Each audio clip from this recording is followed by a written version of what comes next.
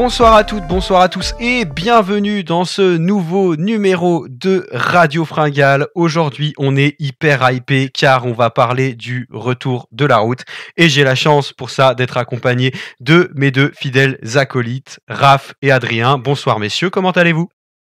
Salut la Torn. Eh ben écoute, ça va pas trop mal, hein. On se replonge dans la saison de route qui va arriver là. Il y a beaucoup de choses à dire ce soir, donc je ne vais pas m'éterniser. Ouais, salut la Torn, salut Adri, c'est super cool, je suis super content de faire cette émission. On va enfin parler du vélo sur la route. On est chaud. Alors, avant de commencer, juste un petit mot, moins joyeux que d'habitude, un petit message pour Egan Bernal qui a subi une grosse chute et plusieurs opérations cette semaine, en espérant qu'il se remette vite sur le vélo. En tout cas, nous, on lui apporte tout notre soutien. Voilà, c'était pas vraiment prévu. On était assez hypé par la saison qui s'annonçait, et notamment son retour sur le Tour de France. C'est une mauvaise nouvelle pour le cyclisme, hein, bien évidemment. Donc voilà, tout notre soutien à Egan, en espérant qu'il puisse se remettre en selle rapidement et que les nombreuses opérations qu'il a eues pourront être soignées correctement et que sa santé ira pour le mieux. Donc messieurs, on va attaquer avec le commencement traditionnel de notre émission. On va faire des charades. Alors, je vous en ai prévu une et une deuxième en bonus si jamais vous êtes rapide. Est-ce que vous êtes prêts ? Oui. Allez, c'est parti. Mon premier est une mesure qui permet de reconnaître la grandeur d'un vêtement. Mon second est un appât non vivant utilisé à la pêche. Mon troisième est ce que les religieux appellent l'intérieur de notre corps. Mon quatrième est un pronom personnel, le troisième du singulier. Mon cinquième est un poisson Tyler rouge. Hamilton. Oh putain. Oh mais qu'il est bon. Mais qu'il est là, bon. chapeau. Moi j'étais Et oui, la taille pour les vêtements, le leurre pour la pêche, l'âme à l'intérieur du corps, il et le ton. Tyler Hamilton, mon tout a une clavicule fragile. Tyler Hamilton. Bon. Alors chapeau, parce que je sais pas si vous l'aviez chez vous, mais moi je l'avais pas du tout. Je crois que la Torn va falloir faire la deuxième, histoire que Adri puisse se rattraper. Hein. Alors la deuxième, en plus, je vais pas vous mentir, au vu de ton passé professionnel, Adri, elle est plus pour toi, alors préparez-vous. Mon premier est une partie utilisée dans le rib. Mon deuxième est une sauce faite à base d'œufs crus. Et mon tout est un grimpeur espagnol qui a... Iban Mayo. Oui. Oh, ouais, Liban, je savais que ça allait t'avantager. Ok, d'accord. C'était En même temps, je trouvais ça tellement drôle que Iban, ce soit Liban, quoi. pas mal. C'est pas mal. Ok. Et ouais, t'as fait une petite recherche 2003-2004 là, et bim. Non, j'en ai d'autres, mais bon. On en fait... D'ailleurs, tu nous as fait les deux premiers de Liège-Bastogne-Liège 2004, il me semble. Oh, monsieur. Hamilton premier et Maillot deuxième. Pas mal. Ouais, là, si on part sur ces sujets-là, je vais perdre les questions. Bon, allez, une dernière en deux spies, après on attaque. Mon premier est un mouvement de l'eau. Mon deuxième est une marque de faisselle. Mon troisième est la troisième lettre de l'alphabet. Mon quatrième est central au niveau du visage. Et mon dernier se met sur les épaules pour ne pas attraper froid. Mon tout est un coureur très à l'aise sur les classiques flandriennes. Ah. Mon premier est un mouvement de l'eau. Mon deuxième est une marque de faisselle très connue. Mon troisième est la troisième lettre de l'alphabet. Mon quatrième se trouve au milieu du visage. Mon cinquième se met sur... Florian Sénéchal, putain. Oh là. Les deux, bravo, parce que bravo. Fabien Sénéchal, Adrien. J'ai eu trop le coup de stress et là je même plus son prénom à notre ami Florian Sénéchal. Pourtant c'est dans la charade, Florian, merde, les flots, la faisselle riant. Oui, mais comme j'ai pas compris le premier, je me concentrer sur la fin et j'ai trouvé Sénéchal. Donc c'est pour ça que Sénéchal est venu et là le prénom. Bon. Okay. Beau gosse. Ah ouais, habile. Messieurs, on n'est pas sur Charadland. Corriger ce que j'ai dit tout à l'heure, c'est Liège-Bastogne-Liège 2003, pardon. Voilà. Ça va, tu ne seras pas fouetté. On disait, on n'est pas là pour faire des charades toute la soirée, même si on s'amuse comme des petits fous. Tout de suite, On va commencer par un petit rappel sur Cycling Fantasy, car il y a des changements pour cette saison. Raph, c'est toi qui vas t'en charger. Qu'est-ce que Cycling Fantasy, notre petite application qui permet d'aller jouer des courses, choisir des coureurs, faire des équipes, va amener comme modification pour cette saison 2022? Alors les petites modifications qu'il va y avoir à noter pour cette saison, c'est que malheureusement, ça va devenir payant. Alors l'abonnement payant n'est pas du tout obligatoire puisque l'abonnement payant donne, la possibilité de participer aux courses classifiées points pro. Je vais vous expliquer après ce que ça veut dire points pro. En gros, toutes les courses du circuit World Tour sont toujours ouvertes sans avoir à payer, avec en plus 10 courses points pro. Par exemple, le Tour de la Provence dont on va parler tout à l'heure, le Tour d'Algarve, etc. L'abonnement coûte, je crois, une quinzaine d'euros à l'année, donc c'est vraiment pas grand-chose. Mais encore une fois, il a rien d'obligatoire. Maintenant, pour les classifications des courses, je vais vous faire un tout petit topo, tout rapide. On a les courses 1 point et 2 points quelque chose. Donc les 1 point quelque chose, c'est les courses d'un jour. Les 2 points quelque chose, c'est les courses par étape. Et ensuite, on a la classification. Donc on a UWT, UCI World Tour, ou WWT Women World Tour pour les femmes. Donc 2 points UWT, c'est une course World Tour par étape. Par exemple, le Tour de France, le Giro, la Vuelta. Et ensuite, on a les points pro. Donc on a 3 catégories de points pro. On a les points pro tout court, donc c'est le maximum de la catégorie continentale. Donc par exemple, le Tour de la Provence, donc qui est un point pro. Ensuite, on a les points 1 et ensuite les points 2 qui sont les plus basses du circuit. D'autres exemples de Tour World Tour, par exemple le Tour de Suisse, le Tour de Pologne, des classiques qui sont en World Tour aussi, les classiques à San Sebastian, etc., en plus de tous les monuments. Donc c'est bien des courses point pro, point 1, point 2 dont on parle qui seront pas accessibles aux personnes qui n'ont pas l'abonnement premium sur Cycling Fantasy. Mais vous inquiétez pas, on va encore pouvoir jouer ensemble.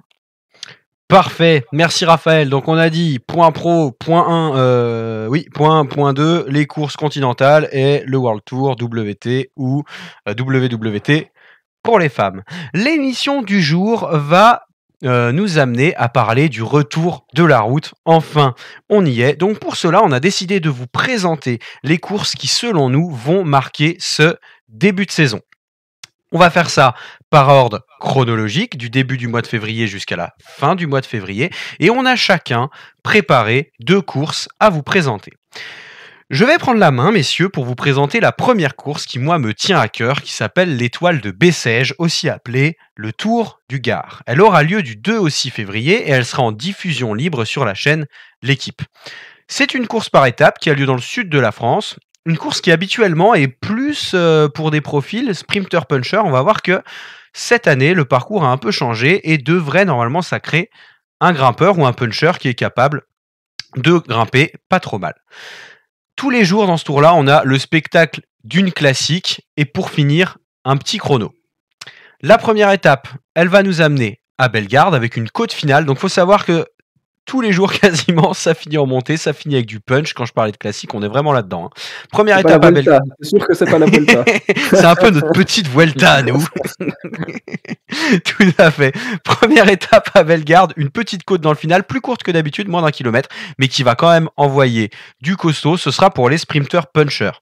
Deuxième étape, une journée de moyenne montagne, une montée finale vers le village de Rousson, avec les 1500 derniers mètres à plus de 6,5% et un passage à plus de 11%. Une côte où il faudra quand même savoir grimper, même si je pense que ce sera encore une fois pour des punchers ou des grimpeurs qui ont une pas mauvaise giclette. La troisième étape. 1,5 km, ça va. Oui, ça va, on est d'accord. Surtout à 6,5%, c'est pas non plus... voilà. Mais en début de saison, on sait pas. Sur la troisième étape au Tour de Bessèges, un enchaînement de cols, donc le col des Brousses de donc 6 km à 3%, puis le col de Trély 5 km 5 à 4,5%, pardon. Le sommet de cette ascension est situé à 10 km de l'arrivée, donc les grimpeurs qui seront, enfin les sprinteurs qui seront en forme et qui ont passé ces 2 cols, qui sont passables, devraient normalement s'adjuger la victoire finale. Le 4e jour, l'étape Rennes, un final explosif pour des grimpeurs explosifs sur les pentes du Mont Bouquet, 4,7 km à 9,2% avec des passages à 16%. Le vainqueur final devrait se dégager, le vainqueur final de l'étoile de Bessèges, dans cette côte avec des écarts qui devraient normalement être assez importants. Le lendemain, on finit avec le chrono final d'Alès, l'habituel chrono qui clôture l'étoile de Bessèges, qui termine sur une petite colline de 3 km à 5%. Donc, il faudra garder du peps pour la fin de ce chrono. Les enjeux de cette course. Alors moi j'aime beaucoup cette course parce que je trouve qu'elle permet quand même d'annoncer les hommes qui vont être en forme sur le début de saison. L'année dernière on avait vu Christophe Laporte très bien placé.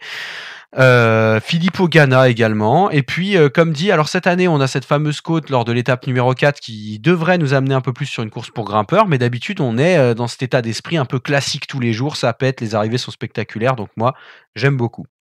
Cette On avait année, eu un beau numéro de Benjamin Thomas de la Groupama FDJ sur le contre-la-montre l'année dernière. tout à fait.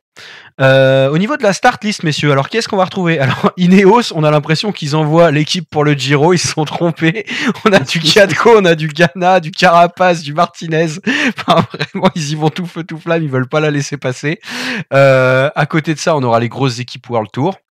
Moi, je vais vous donner un petit peu 2 coureurs à suivre. Tout d'abord, Thibaut Pinot, qui a annoncé qu'il revenait pour gagner des courses. Je pense qu'avec le final de la 4e étape, on aura tout ce qu'il faut, même s'il faudra se méfier de ce bon vieux Richard. Et puis, mon chouchou, le moustachu Magnus Cort, un parcours qui lui ira très bien. Méfiez-vous de Magnus en début de saison, là, avec son beau maillot IF qui est sorti avant-hier.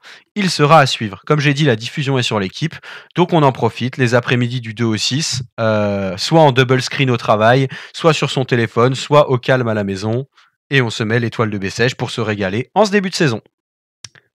Ok, à mon tour les gars, je vais vous présenter le Tour de la Provence qui se passe du 10 au 13 février. On se rappellera du merveilleux numéro de Julien Alaphilippe l'année dernière dans le Mont Ventoux. Et cette année, pas de Mont Ventoux. Étonnamment, ça faisait un petit moment que c'était pas arrivé, je crois. Et ils ont même changé l'ordre des étapes 2 et 3.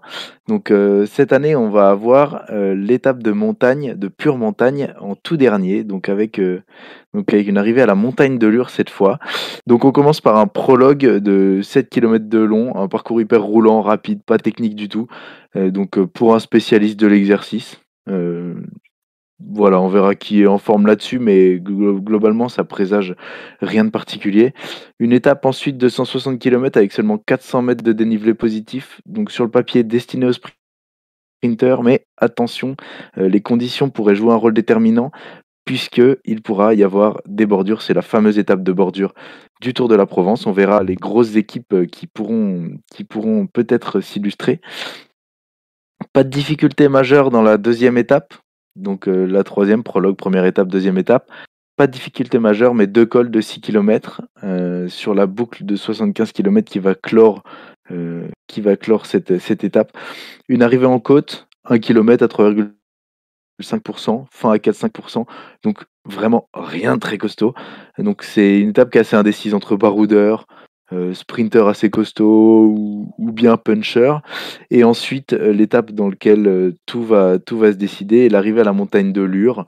Donc une montée moins difficile que le Ventoux, mais tout aussi longue, parce qu'elle fait 17 km à 6%. Et les 5-6 derniers kilomètres sont à 7% et demi de moyenne, avec 3 passages à 10%, dont un à 1 km du sommet. Ça va être très très dur sur la fin. La victoire va être du coup destinée au grimpeur qui sera couronné, surtout s'il ne s'est pas fait avoir sur une étape de bordure notamment. L'an dernier, on avait eu une bonne impression d'Alav sur le Ventoux, mais c'est vrai que les autres personnes qui avaient performé sur le Tour de la Provence n'avaient pas forcément confirmé dans l'année.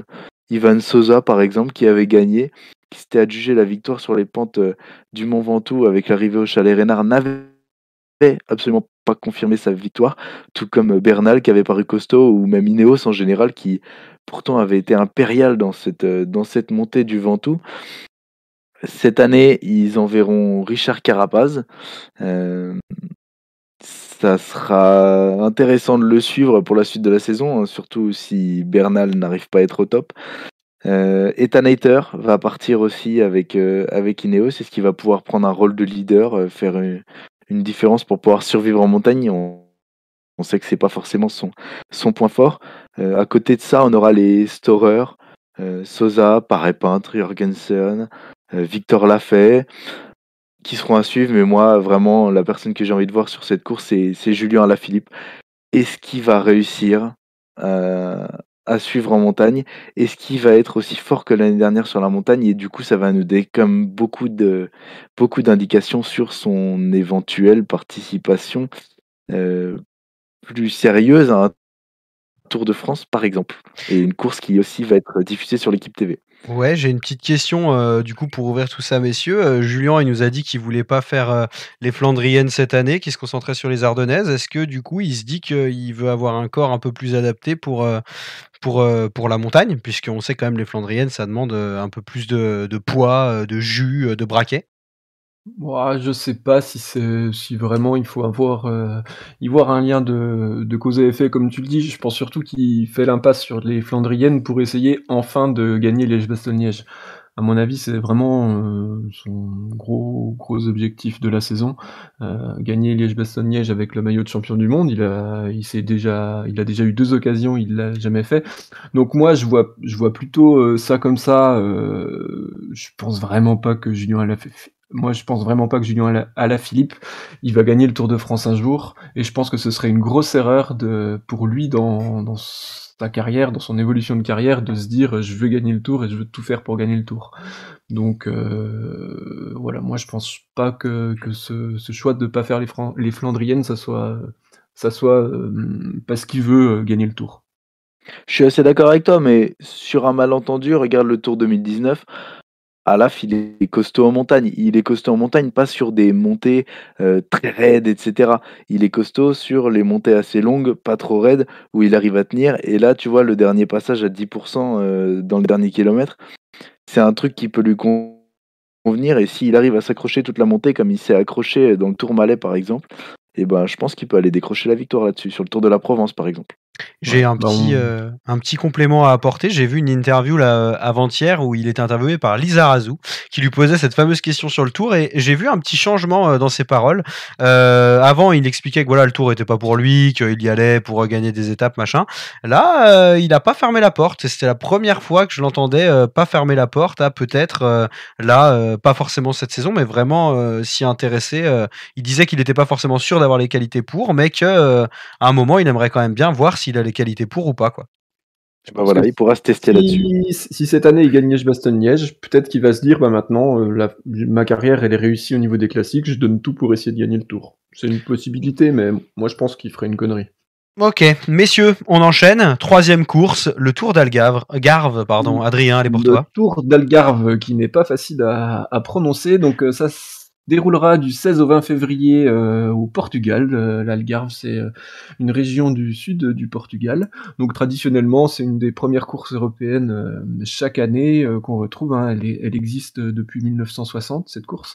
Il y a 5 étapes avec, c'est souvent un petit peu la même chose chaque année, des profils pour tout type de coureurs. Cette année, donc les premières et troisièmes étapes seront à destination des sprinters. La deuxième étape, ce sera pour les grimpeurs avec chaque année, c'est la même arrivée là ces derniers temps au sommet d'un col de première catégorie à Foya.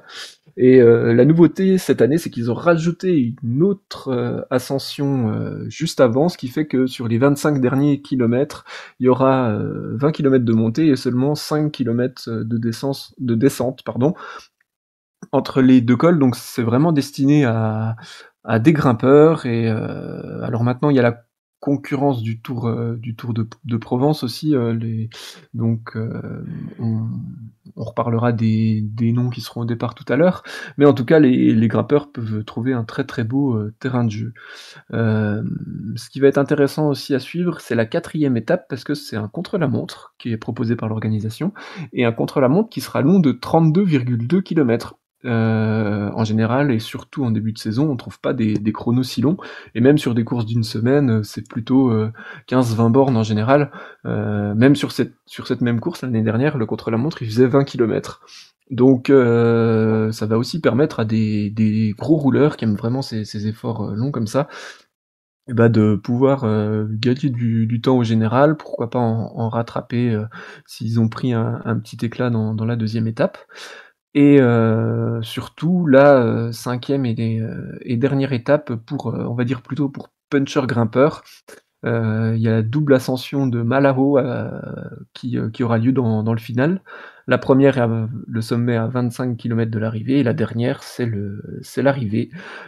C'est souvent animé, cette dernière étape parce que, bah, le général se joue pour quelques secondes. Il y a vraiment un terrain de jeu propice à l'offensive et c'est sur cette même ascension finale l'année dernière que le Portugais João Rodrigues avait pris le maillot à Ethan Hayter pour remporter le général de ce Tour d'Algarve. Hem, donc le Tour d'Algarve, c'est une des premières courses par étapes de la saison, donc comme je l'ai dit tout à l'heure. La course s'est beaucoup internationalisée depuis le début des années 2000. Avant, c'était vraiment une course portugo-portugaise. Et il y a eu de plus en plus de grands noms qui sont venus participer, qui sont venus gagner la course. Au palmarès, on retrouve notamment Alberto Contador, Tony Martin, Richie Porte, Michał Kwiatkowski, Geraint Thomas et Primož Roglič, qui ont tous remporté cette course. Donc pour dire un petit peu voilà, que maintenant c'est une course qui a une bonne renommée au mois de février. Et en 2019, on a même vu un tout jeune professionnel remporter sa première course par étape au Tour d'Algarve, un certain Tadej Pogačar, qui est devenu ainsi le plus jeune coureur de l'histoire à remporter une course par étape classée hors catégorie. Mais il a pas fait grand chose après. Voilà. Il a déçu, je crois, non? Il a fait un gros petit coup d'éclat au Tour d'Algarve, puis après le gars, on n'a plus entendu parler du tout. Ouais, j'ai jamais entendu ce nom-là, c'est bizarre. Pogačar Pogačar. C'est pas facile à prononcer, heureusement qu'il est pas connu. Ouais. Et bon, il est plus retourné depuis, hein. Je pense qu'il s'est dit c'est bon, ma carrière est faite. Et du côté donc de la start list, il y a peu de gros noms par rapport à ce que j'ai pu vous citer en termes de palmarès. Je pense que l'arrivée du Tour de la Provence et puis a quand même fait en sorte qu'il y a peut-être pas mal de coureurs qui vont là-bas maintenant. On retrouvera quand même côté français Christophe Laporte, David Gaudu, qui je pense aura un bon coup à jouer dans les 2 étapes montagneuses, Brian Cocard pour les sprints et également un autre grimpeur français, Warren Barguil. Donc quand même il y aura de bons éléments, donc on peut espérer, je pense, 1 voire 2 victoires françaises sur la semaine. Et dans les autres noms, il y aura Thomas Pidcock, Alexander Kristoff, Gianni Moscon et Remco Evenepoel. Et Remco Evenepoel, c'est le vainqueur de 2020 de cette même course, qui pareil avait vraiment étonné tous au monde. Donc cette année, Evenepoel, il aura un parcours qui sera focalisé dans un premier temps sur les classiques ardennaises, où je pense qu'il partagera un petit peu un rôle de leader avec Alaphilippe. Je pense dans l'esprit de Quick-Step, c'est d'essayer de refaire un petit peu comme ils peuvent faire sur les Flandriennes avec plusieurs leaders et allumer la course. Donc avant ça, on le retrouvera à Tirreno Adriatico et autour du Pays Basque. Et la dernière partie de sa saison sera orientée sur la Vuelta. Donc ça va être intéressant de suivre Remco Evenepoel sur ce Tour d'Algarve, parce que bah, déjà il nous a habitués à être très très costaud sur les courses d'une semaine. Et que moi je trouve que son programme de saison est intéressant, que c'est une bonne idée de faire la Vuelta en fin d'année, que ça correspond mieux à son profil, parce qu'on a pu voir sur le Giro, en tout cas l'année dernière, qu'en haute montagne il apparaissait un petit peu limité. Et je pense aussi que l'enjeu d'Evenepoel cette saison, ça va être de gagner une grande course sur le Tour, parce que je pense que c'est là où on l'attend cette année. Donc le Tour d'Algarve, ça sera un premier élément de réponse. Ouais, carrément. Ok, donc il va sur la Volta. D'ailleurs, Volta, dont il faudra qu'on fasse le parcours, puisque c'est le seul grand tour qu'on a mis un petit peu de côté. Exact. Vous pouvez retrouver d'ailleurs nos analyses du parcours du Giro et du Tour de France sur notre chaîne. Moi, messieurs, je vais vous parler de la première grosse rencontre World Tour. Raph nous parlait des classements de course tout à l'heure, avec l'UAE Tour. Alors, l'UAE Tour, c'est un tour qui dure 6 jours de course, 7 étapes. Alors on va avoir de belles étapes pour les sprinteurs, on va avoir un peu de grimpette et puis on va avoir un petit chrono vraiment tout plat pour les mecs qui ont envie de tirer de la grosse placasse. Comme dit, c'est le premier rendez-vous des cadors du peloton habituellement. Alors l'étape 1, du plat et un gros sprint à la fin. L'étape 2, c'est la première, hein, grosso modo, on est sur le même fonctionnement. L'étape 3, un chrono de 9 bornes, comme je disais, pour les grosses machines, c'est tout plat. Alors en gros, c'est une ligne droite, un virage pour faire demi-tour, mais le virage, on fait passer un Hummer dessus, et une ligne droite. Donc autant vous dire que on sort la plaque, on sort le vinyle, et puis on fait ça le plus vite possible. Donc Ghana, il gagne de combien sur ce... Voilà, j'allais dire, chrono Filippo, il y va. Hein. Spoiler, il sera présent. Voilà, il y va avec la dalle, il la ramène. Étape 4, une petite arrivée au sommet, la première bataille entre les personnes qui voudront gagner le classement général de ce tour, 20 bornes à 5%, une première partie à 4-5%, une deuxième partie plutôt à 5-6%, avec une petite pointe à 9% à 2 km de l'arrivée, voilà, hein, ça va être le premier col un petit peu pour se tester. L'étape 5, pour les sprinteurs, mais on passe dans le désert, alors faudra faire attention au vent, hein. On sait que l'année dernière, on avait une petite étape un peu bordureuse, gagnée par Mathieu Van Der Poel d'ailleurs. Étape 6, là on est sur du sprint, full sprint, à mon avis il n'y aura pas de bordure. Étape 7, donc dernière bagarre et peut-être la plus grosse pour les leaders, avec un col final de 10 km à 8-9%, avec des pics à 11% dans les 3 derniers kilomètres. Donc voilà, hein, une étape à suivre où on verra les meilleurs, en tout cas du classement général, s'affronter.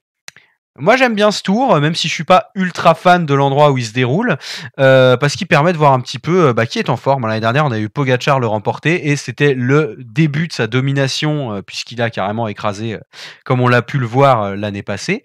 On avait vu les promesses de Bjerg et Bisseguer ou encore de Vingegaard qui avaient gagné une étape. Bjerg et Bisseguer qui étaient pas loin au chrono et qui nous annonçaient, parce que Bisseguer a fait une excellente saison, Bjerg aussi, qu'ils allaient être au taquet pour l'année. Et on avait vu une constante également, Yates faire une bonne place et puis après ne pas faire grand chose dans la saison qui arrivait. Donc finalement ce tour de l'UAE. En gros, t'as vu toute la saison après. Voilà, exactement. Ouais. Alors oui, mais non. Parce que l'an dernier, on avait le Sam Bennett, qui sera mon coureur à suivre sur cette édition. Le Sam Bennett, l'année dernière, il était chaud, hein, il nous a gagné des sprints comme jamais. Oui, on avait vu aussi l'année dernière, Mathieu Van Der Poel gagner une étape une étape à la Van Der Poel, à l'avant, bagarrer, gagner le sprint d'un petit groupe dans une bordure. Donc, comme je disais, encore une bonne indication pour la saison. Par contre, Sam Bennett, il était très fort au sprint, puis après, il n'a pas fait l'année qu'on lui annonçait. Il y a beaucoup d'étapes de sprint dans ce tour-là, mais il y a aussi un plateau qui est exceptionnel. On va avoir le retour de Bennett chez Bora. On va avoir Arnaud Démare, qui nous a annoncé qu'il était là pour aller chercher un cyclamen sur le Giro. On va avoir Caleb Ewan. On va avoir du Cavendish, revanchard. On va avoir Bennett frotté avec le train de la Quick Step. Moi, franchement, ça me fout les poils, ça. On va avoir Viviani, qui revient chez Ineos. Et je vous dis déjà, rien que ces 5 mecs-là, dans la dernière ligne droite, ils ont 4 étapes pour se la donner. Ça va être du propre. On a Ghana qui est là bien évidemment, on sait que l'étape 3 devrait être pour lui. Et puis chez les leaders, on a Poganibal qui à mon avis voudra pas la laisser passer. En plus c'est le tour de son sponsor, donc tu connais. Hein. Almeida qui sera là, qui portera lui aussi le maillot UAE pour la première fois en World Tour. Donc, Almeida. Tout à fait. Il va se comporter surtout en courant avec Pogačar. J'ai trop hâte également. Moi, c'est mon leader à suivre. Chez les sprinters, c'est Bennett, mais chez les leaders, c'est vraiment Joao. On a Bardet qui sera là, et au vu de la start list, qui peut aller nous chercher un petit résultat. Dumoulin chez Jumbo, hein, on l'a vu l'année dernière, finalement, pas mal finir en allant chercher une deuxième place ou une troisième, je sais plus, aux Jeux Olympiques au chrono. Deuxième, non? Ah, faudrait revérifier. J'ai plus en tête. Et puis De la Cruz. Moulin deuxième, ouais. C'est ça. De la Cruz, son arrivée chez Astana, donc il portera lui aussi ses nouvelles couleurs. Voilà. Voilà pour ce tour. Alors l'année dernière, il était en diffusion sur Eurosport et je crois même qu'il était uniquement sur le player. Donc faut prendre l'abonnement Eurosport sur internet ou sur GCN là. Donc à voir cette année comment ça se fait, mais à mon avis, il sera à suivre sur ce type de plateforme là. Comme dit, sur ce tour GCN, là, sur GCN. Voilà. Ce dédain dans ta voix, mon gars. Non mais GCN, on voit que t'en as souffert de ça. On voit que t'en as souffert. GCN sur tablette, franchement, c'est C'est comme ah non mais non, tu lances ton application, ça bug une fois sur 4. Enfin bref. Ils nous ont pourri notre Strade Bianche. Ils nous ont pourri notre Strade Bianche. Ils nous ont pourri notre Giro. Ils nous ont. Enfin bref, faut faire quelque chose les gars. Faites quelque chose avec cette application. On va pas en dire plus pour le moment et on va passer à notre course suivante. Adrien, qu'est-ce que tu nous proposes ? Eh ben, on a beaucoup parlé de course par étapes. Eh ben, moi, je vais vous parler du retour des classiques flandriennes. Et là, je ne vous cache pas mon excitation de retrouver un petit peu ces monts pavés au circuit Het Nieuwsblad le samedi 26 février.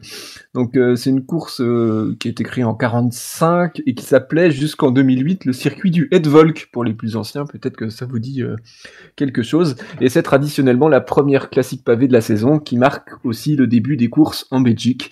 Donc la course a lieu le samedi et c'est le week-end d'ouverture avec Kuurne-Bruxelles-Kur le lendemain. Gilbert qui a gagné l'an dernier. Comment ? Qui a gagné l'an dernier ? L'an dernier, c'est Davide Ballerini qui a gagné. Ah oui. De la Quick Step. Et c'est souvent une première bonne indication sur les hommes à suivre sur les Flandriennes, parce que ils sont presque tous présents, ceux qui vont nous faire vibrer début avril sur le Tour des Flandres et sur Paris-Roubaix. C'est aussi le retour des monts pavés, avec entre autres la triple ascension du Leberg, le Molenberg, Berendries et un final avec le mur de Grammont et le Bosberg. Et ça aussi, pour les plus anciens, je suis sûr que ça vous fera plaisir. Moi, en tout cas, ça me plaît bien parce que c'est le parcours de l'ancien final du Tour des Flandres. La dernière édition qui a emprunté ce parcours-là dans le final, c'était en 2011.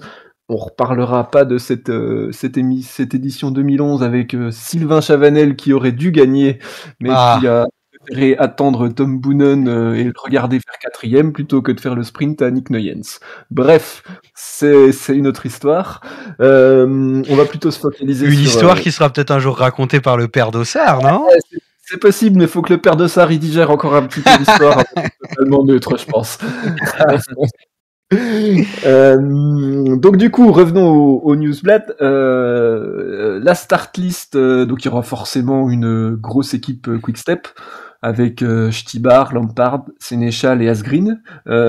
Pour l'instant, Ballerini, le vainqueur sortant, est pas dans les coureurs annoncés, mais ils n'ont pas annoncé encore les 7 coureurs qui devraient participer.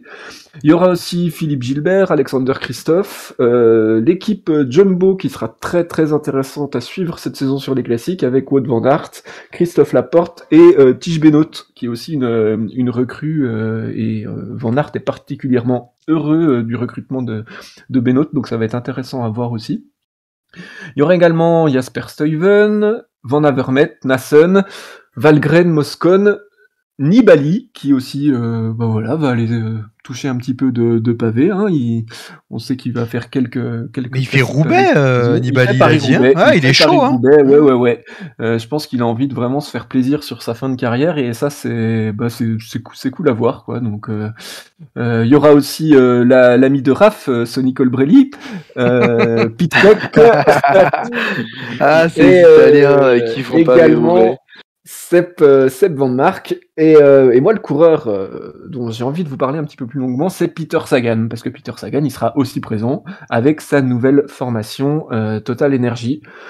C'est la dernière fois qu'il a participé à cette course, c'était en 2007, Sagan. Donc là,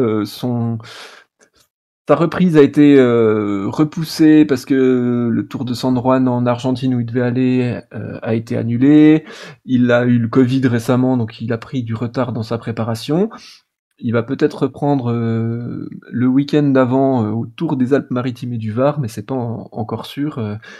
En tout cas, cette saison, Sagan, son programme va l'emmener vers Paris-Nice, Milan-San Remo, les Flandriennes, et puis en deuxième partie de saison, les objectifs, ce seront le Tour et le Mondial en Australie. Ce qui va être intéressant à voir, c'est comment est-ce que Sagan va se comporter avec sa nouvelle équipe sur les classiques, sachant que il va pas forcément être leader unique et les 6 gars avec lui seront ses coéquipiers. On a vu un Anthony Turgis très très costaud l'année dernière sur les Flandriennes. À voir comment est-ce que les cartes vont se répartir dans cette équipe Total Energy. On sait qu'il y a Niki Terpstra et Boasson Hagen qui sont dans l'équipe aussi. Alors, même s'ils sont quand même bien moins performants maintenant qui sont chez la Total Energy. Et il y aura également Os et Bodnar, les équipiers de toujours de Sagan. Donc, en fait, je pense que ça va être très très intéressant, surtout d'observer comment la Total Energy va courir cette première classique pavée de la saison. Et ça pourra aussi nous donner quelques éléments de réponse sur ce qui pourra se présenter au Tour des Flandres et à Paris-Roubaix, qui seront les deux gros objectifs pour Sagan et Turgis. Et moi, j'ai vraiment hâte de voir comment est-ce que les deux vont cohabiter et s'ils sont capables de courir vraiment ensemble à la Quick-Step ou pas. Ok. Est-ce que tu penses que ça pourrait être la saison où Turgis décide de partir derrière chez Jumbo? Franchement, je sais pas parce que moi je pense que Turgis il va être très costaud. S'il a de la réussite, il peut totalement gagner une classique parce qu'il est quand même très rapide au sprint aussi.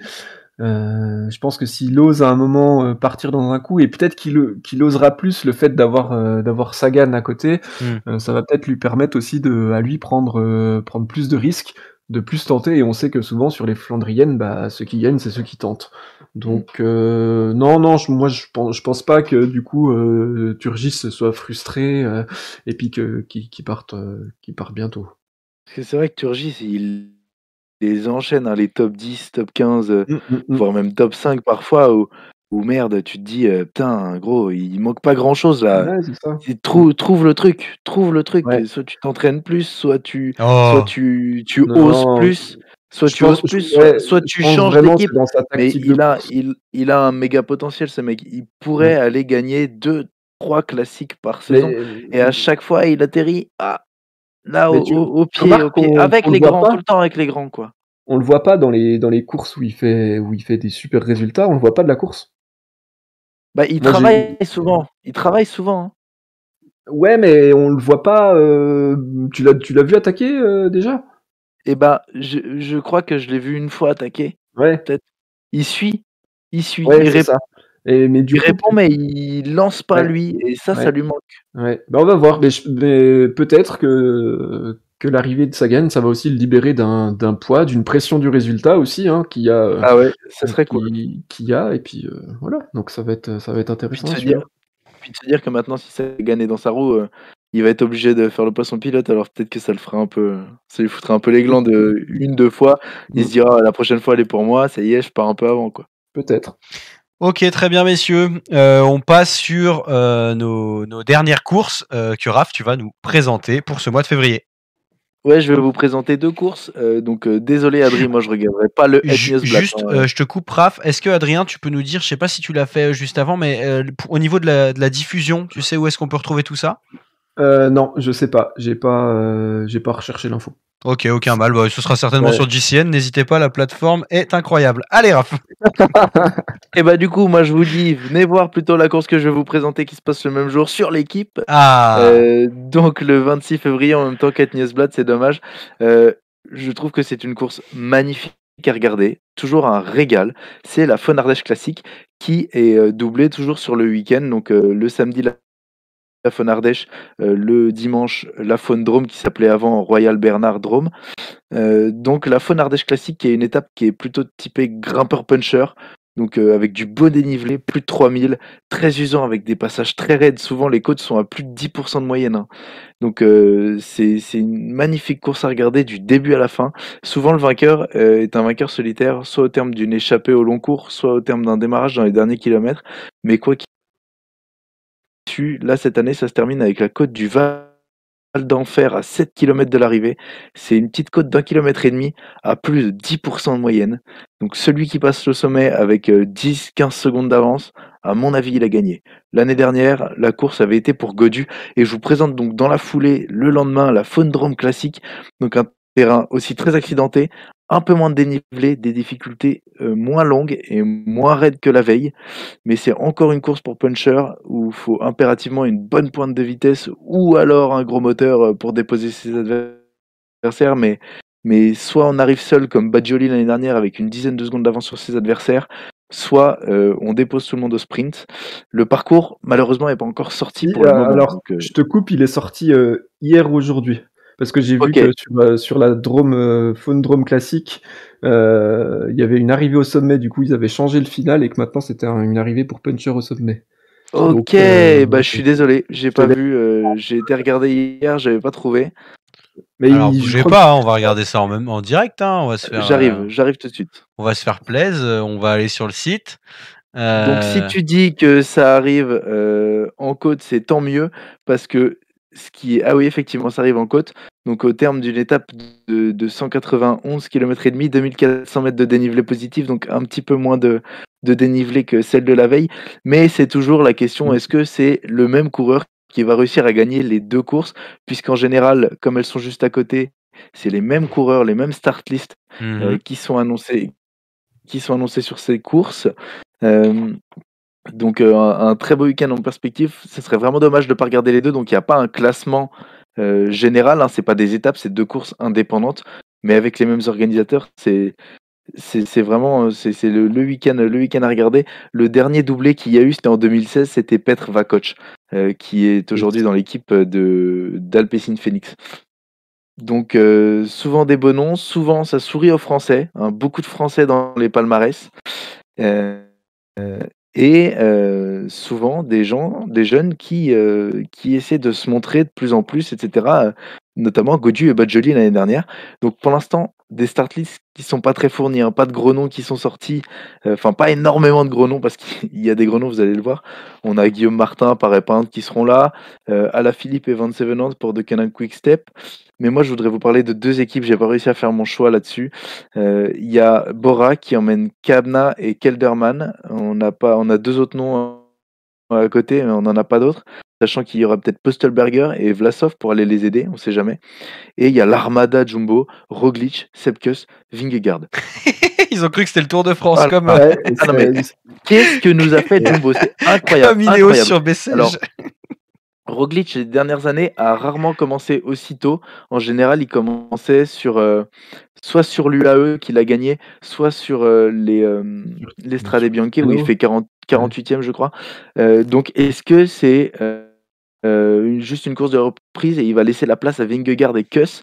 Est-ce que ça va être une étape chacun? Donc, peut-être Kuss sur l'étape avec le plus de grimpettes, donc sur la Von Ardèche classique, et Vingegaard sur la deuxième. Est-ce que les deux vont être pour Vingegaard parce qu'il est clairement capable de le faire?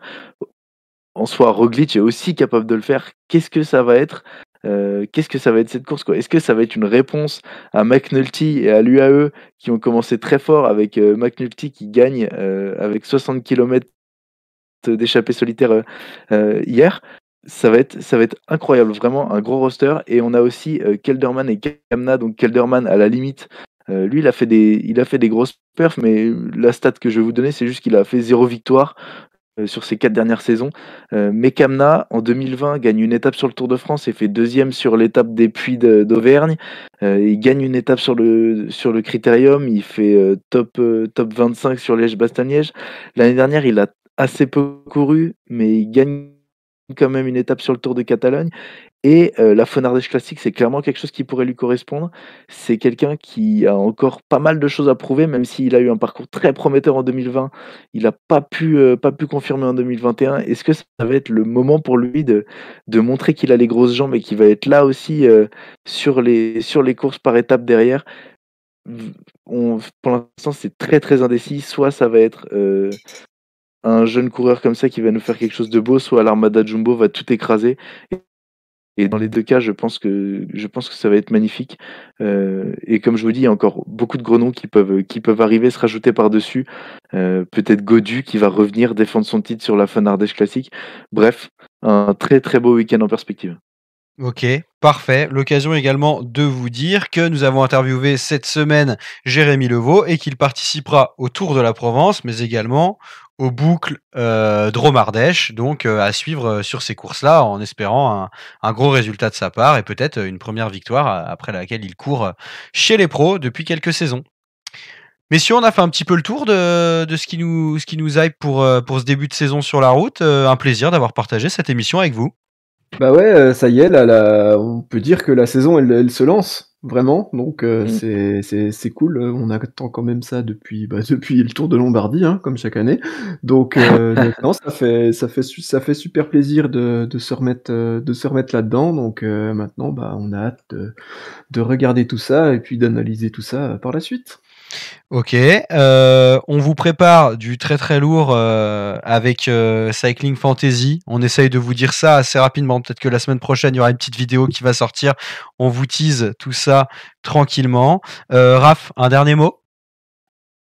Et bah écoute, je crois que je vais passer mon mois de février devant la téloche. Marre de prendre la roue d'Adrien, il décide de rester sur son canapé. Découvrez Faudra aller rouler quand même, Raph, hein, faut aller rouler. Hein. On ira rouler le matin, tous les deux, tranquillement, et puis ensuite on ira regarder les courses. Hein. Parfait. Donc voilà, messieurs, merci de nous avoir accompagnés pour cette émission. Le retour de la route, il est là. N'hésitez pas à vous abonner, à laisser un like. Vous êtes plus de 85% à regarder nos vidéos sans être abonné, sans être abonné, pardon. Donc ça nous ferait super plaisir et ça nous aiderait, et notamment pour continuer à vous proposer du contenu de qualité. On se retrouve très bientôt. Les beaux jours ne sont pas encore là. Continuez à bien vous alimenter, surtout si vous allez rouler le matin comme Raph et Adrien avant de se mettre sur le canapé et devant la téloche pour les courses de l'après-midi. Bonne soirée, chères fringaleuses, chers fringaleux. Bonsoir, messieurs. À tout bientôt. Des bisous. Ciao, ciao. Ciao, ciao. À plus.